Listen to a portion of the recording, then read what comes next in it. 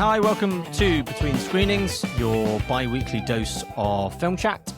I'm joined again by Tom Percival, and today we're going to be discussing the Golden Globes nominations that just came out, and also the Sundance lineup, which was released yesterday. How are you, Tom?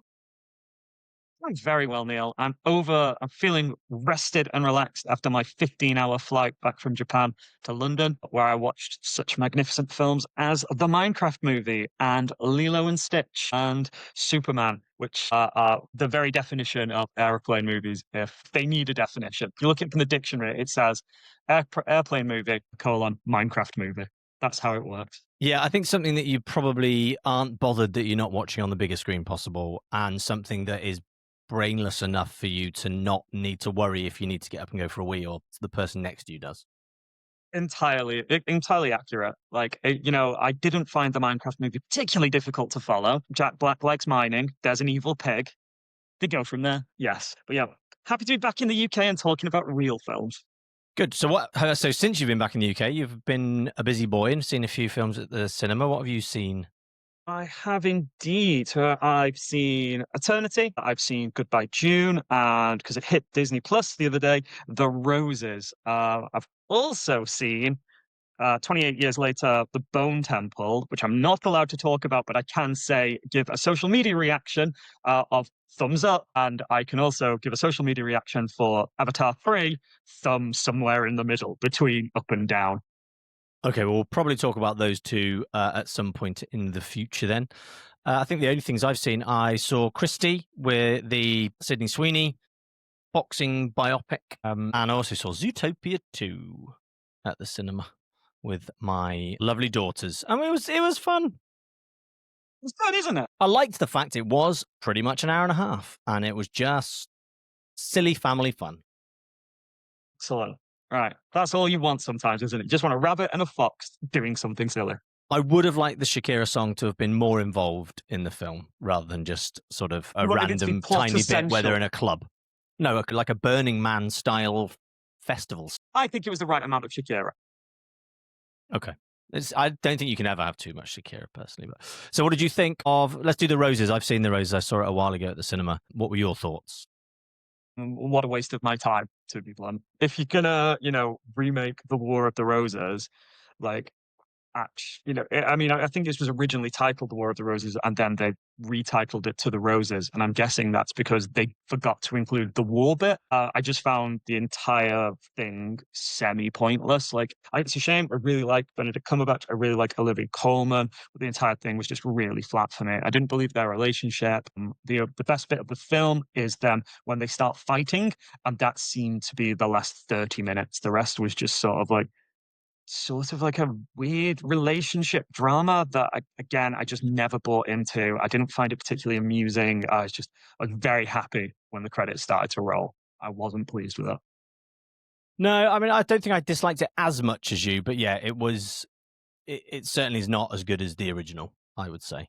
And if you're going to remake something that's really not that old, something that you can just go out and watch the original, just if you want to see The War of the Roses, go and watch The War of the Roses with Michael Douglas and Kathleen Turner. Talking of Michael Douglas and Kathleen Turner, we actually watched another film at home recently. We watched Romancing the Stone. Yeah, it was good.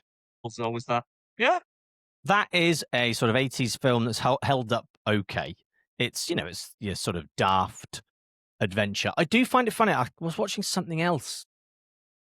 I can't remember what else. I was watching something else the other day where the prize, the really big thing they were after was a gem, and one gem about that big, it just doesn't seem like worth it. I'm like, how much can that be worth? It's a green gem that's like that big, but apparently it's one last score for the Danny DeVito character in it. It's like, well, is it worth that much money? It's gotten so bad, Neil, that you're watching movies and going, there's no way that would pay for anything anymore. Yeah, I was like, come on, surely that's not worth that much money. And there was something else recently I watched where it was a similar thing. Can't remember what the other thing was. And yeah, Christie. Enjoyed Christie. I think it was a little bit too long. I probably, again, think it could have had a little less time.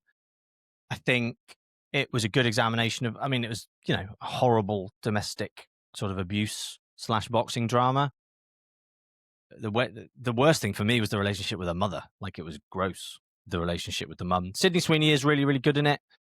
I don't think she'll get any awards love for it. I don't think it's quite strong enough, and I don't think it's done well enough at the box office to sort of get voters excited. She is, she is really, really good in it. She's very believable. She really commits to it. I know she had a sort of MMA kickboxing background from her younger days. I mean, she's not exactly old, but so the boxing and all that stuff was really believable in it. But I don't think it's the sort. I don't think this year it's going to cut through the others for any awards chat. And it was fine. I'd give it a 3 stars. Seen it obviously, but yeah, I wouldn't think she's going to be in any of the discussions around awards for it. Especially, like I think you're right. I think that the frankly dreadful box office is gonna impact what voters on awards bodies think of it as well. Yeah, I've not heard people talking about it, which is always a bad sign for a movie when you hang out with film people and no one says, "Have you seen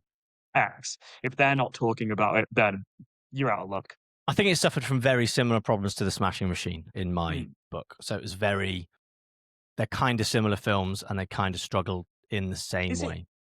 is it like is it an underdoggy type thing? Are we doing a Rocky here or are we doing a No, not quite a rocket. It's not, because it's not got that. It's just not got the likability of a Rocky. It's very much a girl who didn't know what she wanted to do with her life, who just happened to find out she was good at fighting from a very sort of traditional. But she is a lesbian and she's kind of in a female relationship early in the film. But her mum's very, very against it. Her mum's very sort of Christian and does not approve of that in any way. The dad's kind of just meek and quiet and doesn't really say anything. So you don't really know what the dad's opinion is. But the mum is pretty grim about it. And then she goes and, after sort of discovering she's good at boxing, she meets a trainer who she then ends up marrying for respectability. Okay. And then she ends up like calling out other female boxers. She's like the first trailblazing female boxer in the States, championing the sport.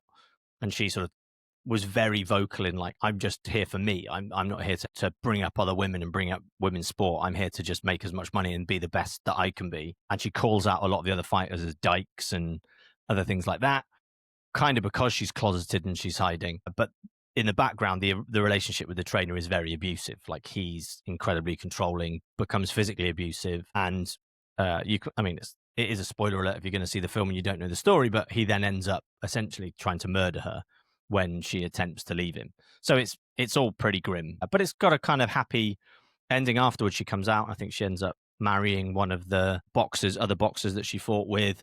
And I kind of like the Smashing Machine. I was kind of almost more interested in the final title card. Like, the final title card comes up and tells you what happens after this bit of story.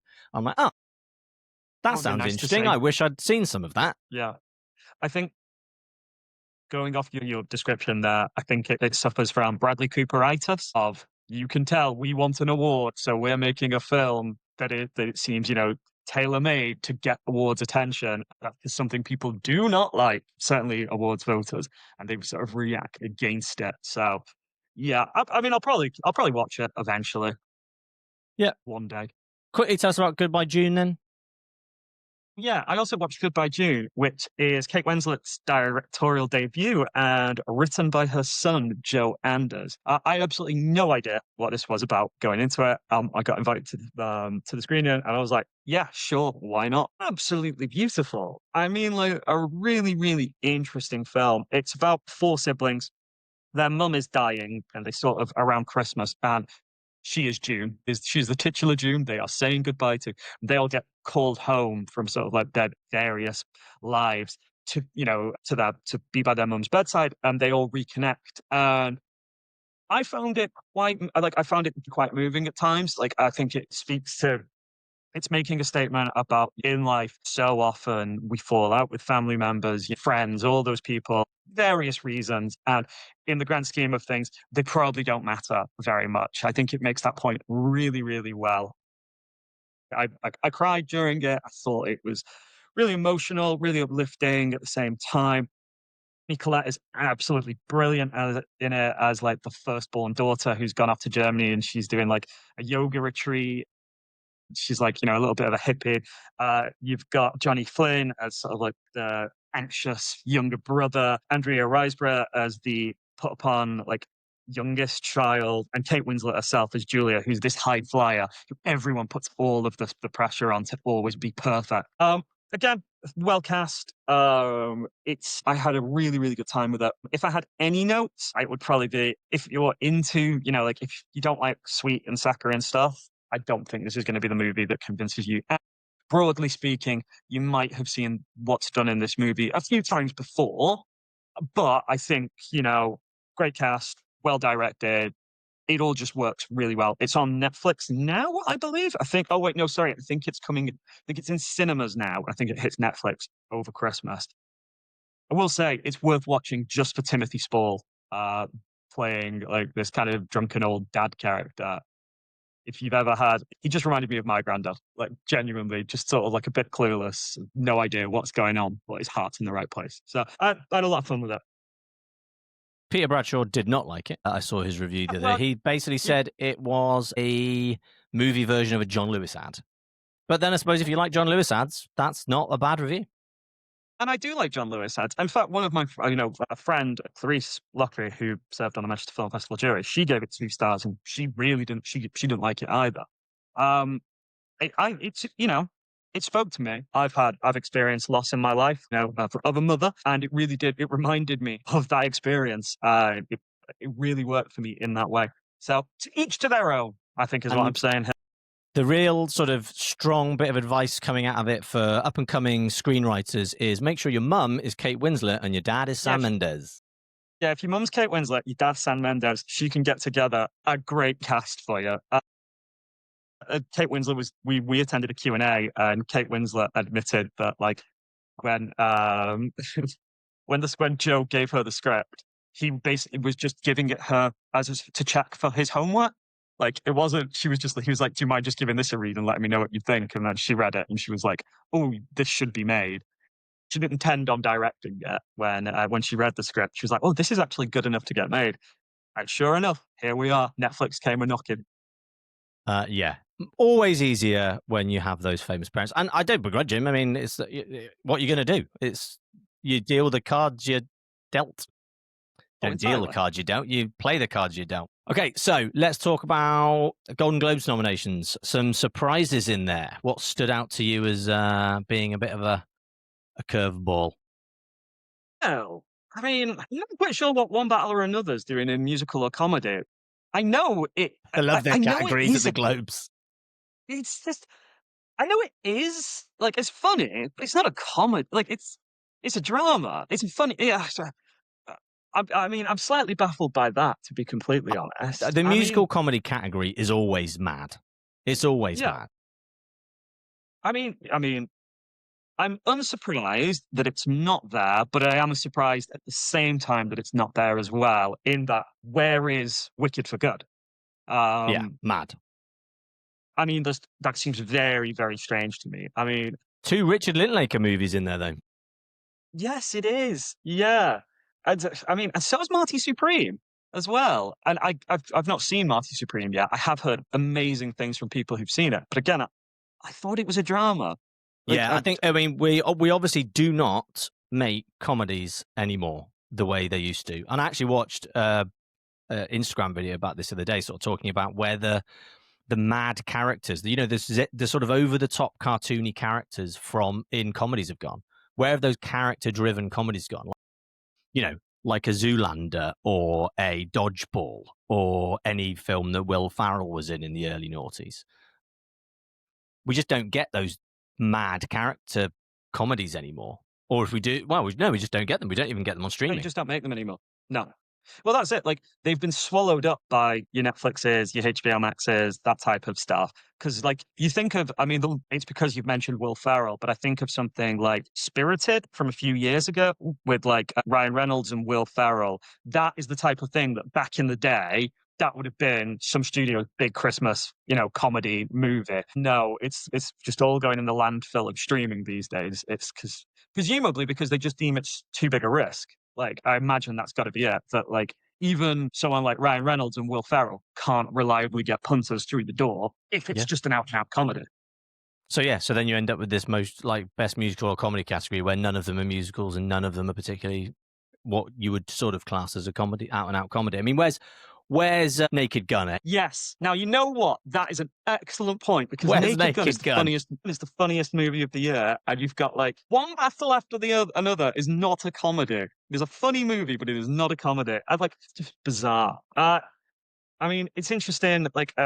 Clearly, it's interesting to look at some of the acting categories as well. Dwayne Johnson for that Best Male Actor, presumably because he'll turn up on the red carpet and people will post photos of him on the red carpet, and that'll give people notice. I mean, I was very surprised with. I mean, because they kind of have the extra category, don't they? So they have best performance in a drama and best performance in a musical or comedy. But Oscar Isaac's being on there was a shock to me. I mean, I think he's good in Frankenstein, but there's no way I can't see him getting any Oscar love. I don't think he gets any Oscar love. I think it is the broadness of these categories. They've essentially got 10 places, haven't they? Nice to see. Where are we for? In fact, another thing, Cynthia Erivo for Wicked for Good makes sense to me. Yeah. Has Ariana? Yes, no, she has. She's in best supporting. Right, best supporting. Right. Fair enough. Right. Okay. In that case, then, the Golden Globes are a joke, aren't they? Let's be completely honest. They're trying to make themselves less of a joke. I think they've expanded their pool of people who are part of the Hollywood Foreign Press Association. So they're trying to become a bit less of a silly, jokey thing. They've got on here cinematic and box office achievement, Avatar: Fire and Ash. Yes, How did they know it's an achievement? He's not out. Well, how is K-pop Demon Hunters best? Exactly. Up for that. It released for a weekend. Yeah. And we know it made more money than God, but also, it's been watched an awful lot of times, but it's just not how is that a box office achievement? I'm despair. I really do. In fact, best original song as well, we do need to talk about. It's going to go to Golden. If it doesn't go to Golden, it's going to be Golden. I mean, come on. It's going to be Golden. But No Place Like Home and The Girl in the Bubble both getting nominations. I'm sorry. No. That is not if you're going to give it to anything, you give it to, oh my God, what's the song called that she sings in the castle with the monkeys? Yeah, you can't though. It's not original. Oh, it's not, is it? No. Right. My kids actually don't mind Girl in the Bubble. They've been listening to Girl in the Bubble quite a lot, and it's grown on me since I saw Wicked. Well, it's not as awful as I thought it was. It's awful. I just think it's pretty mid. I'll be honest. Yeah. How about you? Anything there that you're massively shocked by? No, I mean the Golden Globe. I think the Globes will try and. I think because they have such big categories, it's kind of hard for them to leave people out. I think Wicked for Good not getting a Best Picture nom, and also John Chu not getting a Best Director nom was surprising.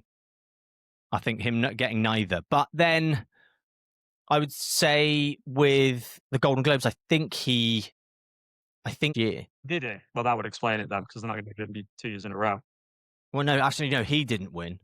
I think Wicked won last year, didn't it? I will say, I've been slagging the Golden Globes off here. I will say 2 pleasant surprises for me. Lee Byung-hun for No Other Choice getting a nomination, because I really enjoyed that movie. I'm happy with that. Amy Madigan for Weapons as well. I think that's another one. She's won a couple of awards in this season. It's a funny one. It's not one I saw coming. No, not at all.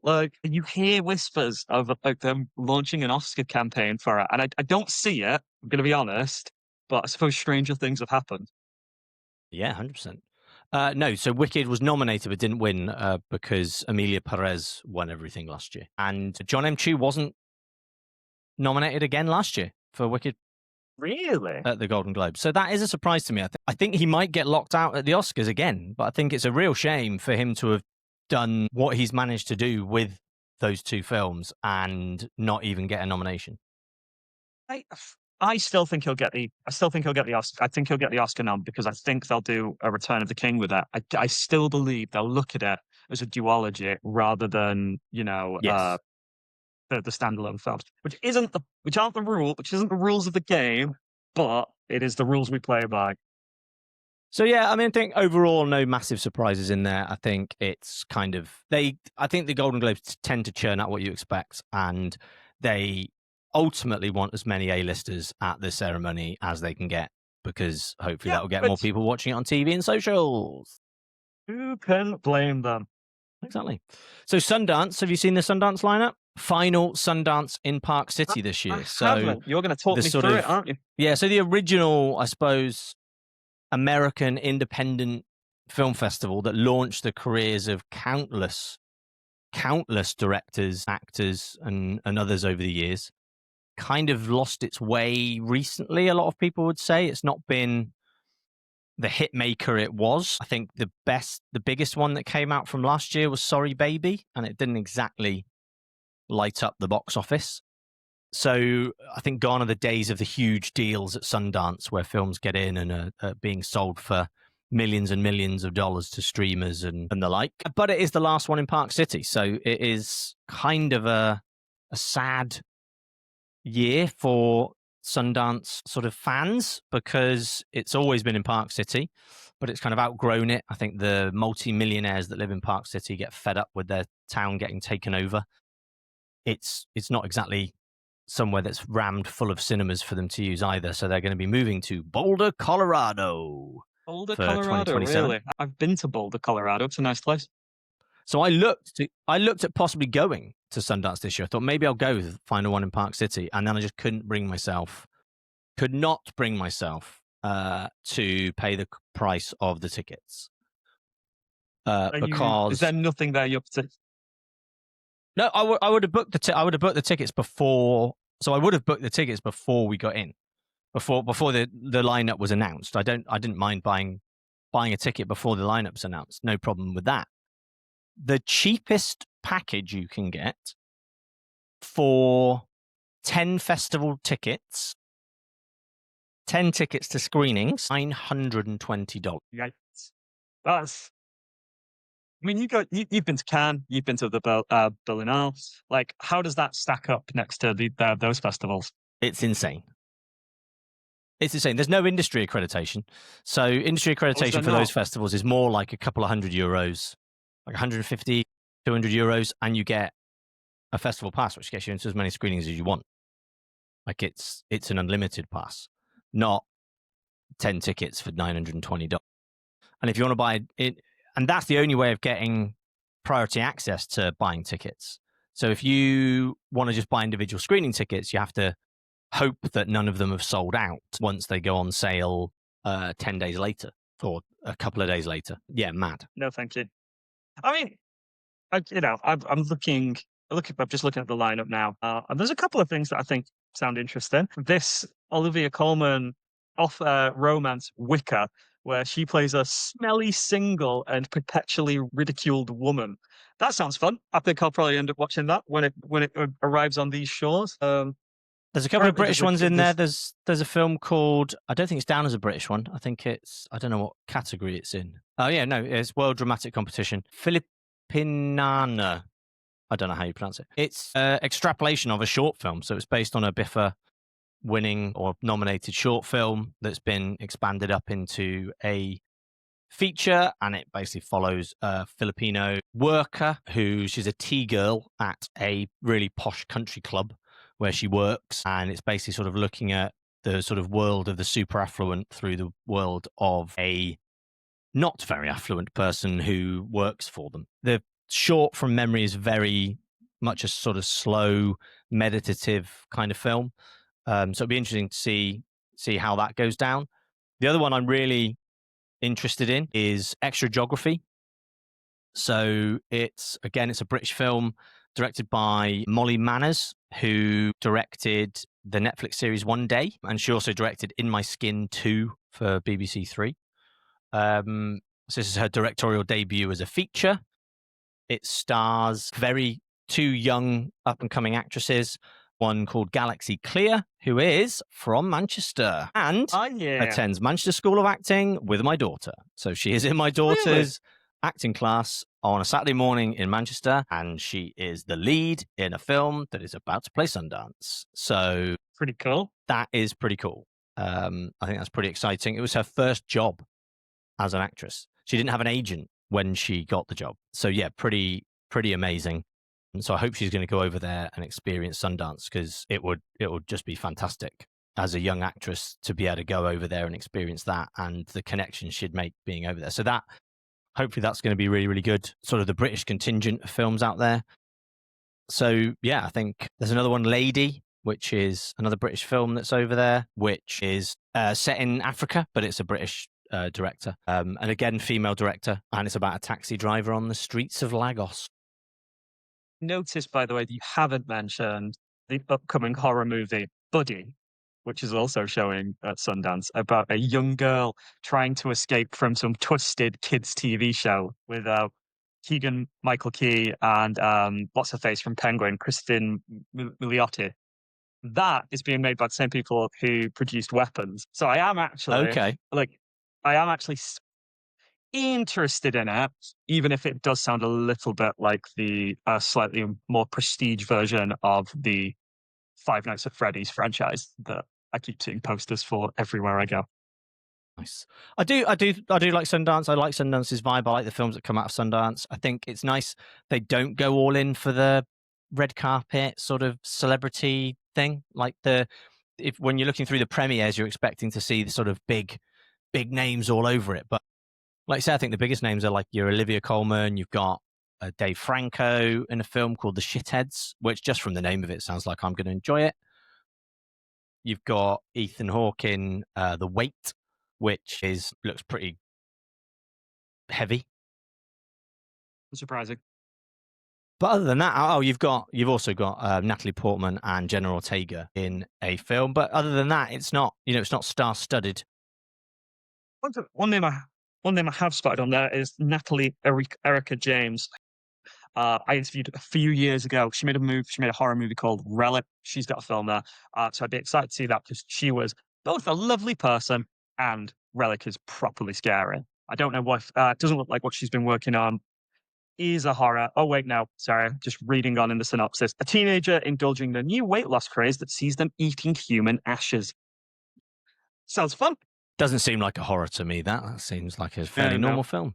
perfectly normal movie.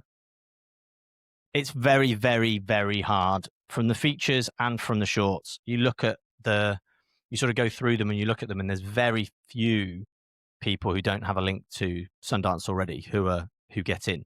So getting in is tough. So for anyone who's managed to get in, then lots of filmmakers who've had previous stuff at Sundance, obviously they like to have their alumni back, as lots of festivals do. And the longer a festival goes on, the longer that alumni list gets. And then a lot of people come through Sundance Labs as well, because they've got their own sort of incubator program for talent. So a lot of stuff that's made through that, obviously they're going to want to showcase their own stuff. But I think it looks like a really interesting lineup. I think if I could afford to go over to Park City, I very much would have enjoyed to. If I was in the States, you can still watch a lot of the stuff online as well. So yeah, it'll be interesting. But I'll be very interested to see the chat, the noise. I always keep in touch with the noise in the chat while Sundance is on, to see what films are buzzy, to see what films we might want for Manchester Film Festival.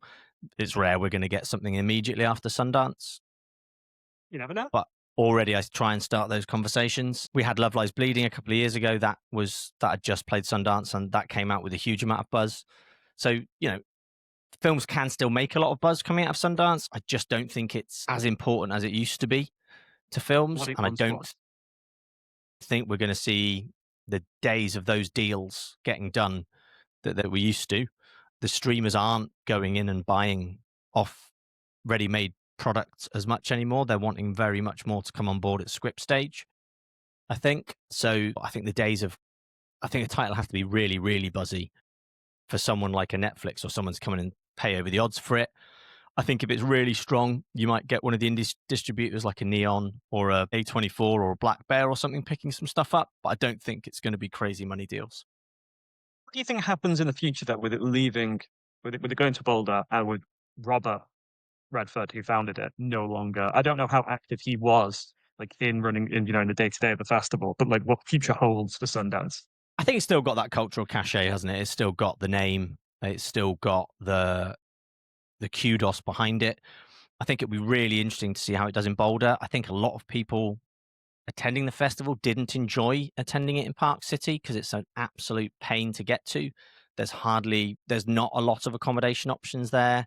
It's kind of ended up being split across Salt Lake City and Park City the last sort of 10, 20 years, which is they're not close together.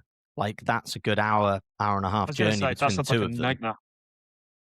So And as I think Boulder are going to put a lot of money behind it and a lot of support behind it. I think hopefully it can sort of reinvigorate itself with a move, get more audience in, maybe become a bit more audience friendly. Because I mean, we talk about in the festival space in the UK, in other festivals, I talk to a lot of other festival directors, and there's loads of festivals trying to do more accessible screenings, like accessible in terms of people with differences being able to come and watch films, but also accessible in terms of price.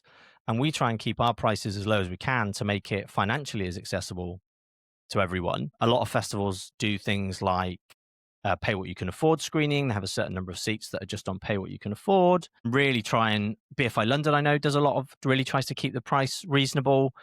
Not just doesn't seem to give a shit.